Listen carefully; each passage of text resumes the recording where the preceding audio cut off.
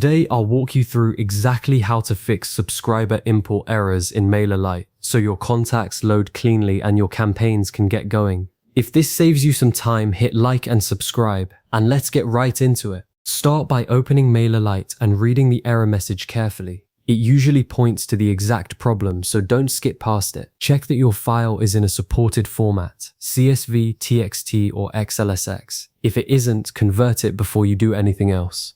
Now look at your email column. Every row needs a valid, properly formatted address. Remove anything with a missing @ symbol, an incomplete domain, extra spaces, or obvious typos. One bad address can block an entire import. Delete any blank rows from the spreadsheet.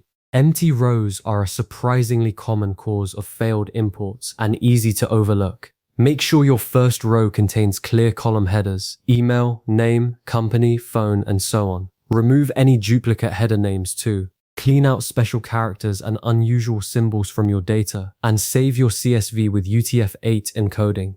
Incorrect encoding creates silent errors that are difficult to track down. If your file references custom fields, confirm those fields exist in MailerLite before you import. Create any missing ones first. During the import, take time to map each column to the correct MailerLite field. A mismatched column puts data in the wrong place and can be a pain to fix after the fact. Check for duplicate email addresses. Those can trigger warnings or get blocked. And on the topic of permissions, only import contacts who have genuinely opted in. Purchased or unauthorized lists create compliance issues and put your account at risk. If your spreadsheet uses formulas, convert those cells to plain values first. Keep date fields in a consistent format, give your name columns a quick check for clean, readable values, and unhide any hidden rows or columns so no unexpected data sneaks through. For large files, split the list into smaller batches to stay within MailerLite's import limits. Then test with just 5 to 10 subscribers first. A clean test run gives you the confidence to import the rest. Finally, before you confirm the import,